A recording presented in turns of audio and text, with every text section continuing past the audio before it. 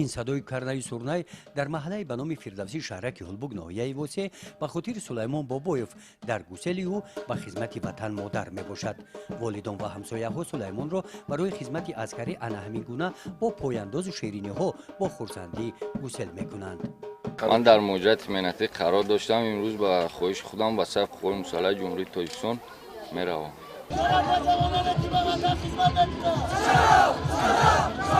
در بتالون قسم حربی 13483 وزارت مدافع جمهوری تاجیکستان مستقر در ناحیه وسه مکان برگزاری چهارمین روز دعوت شونده. این جوانان مثل سلیمان به طور اختیاری جمع آمده بعد گذشتن از معاینه طبی اینجا سفر رفتند. با اشتراک نوسکران و والدان، نمایندگان مقامات‌های حفظ حقوق، رئیسان جماعت‌های شهرک و دهات، سابقه‌داران مهنت، تشکیلات‌های جمعیتی روز دعوت شونده در ناحیه وسه همین طور دایر کرده شد. بخشیده به روز دعوت شونده، رئیس ناحیه وسه دعوت شوندگان و در سیمای آنها اشتراکچیان چهاربینی را تبریک نموده از جمله قید نمودند که جوانان شجاع و دلیر سین دعوتی ناحیه وسه در قطار جوانمردان اصیل دیگر شهر و ناحیه‌های جمهوری عزیزمون برای ادا نمودن خدمت وطن مادر آماده میباشند و ما باوری داریم که خدمت حربی را آنها صافدلانه ادا نموده با سری بلند نزد پدر و مادر به ناحیه برمیگردند.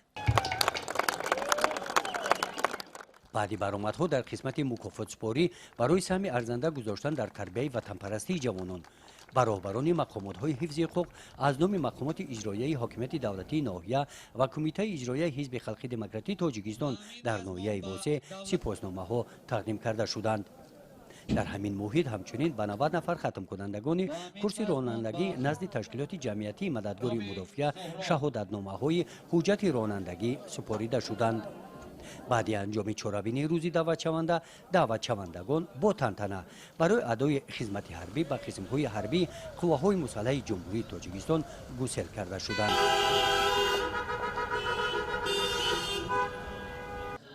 یادآور باید گردید که در سمت با موفقیت انجام دادن دعوت تیرماهی جوان پسران در ناحیه وسه به صف قواهای مسلح جمهوری تاجیکستان سهم کارمندان جماعت دهات به نام عبدی اوازوف و جماعت شهرک هلبوگ کلان می باشد.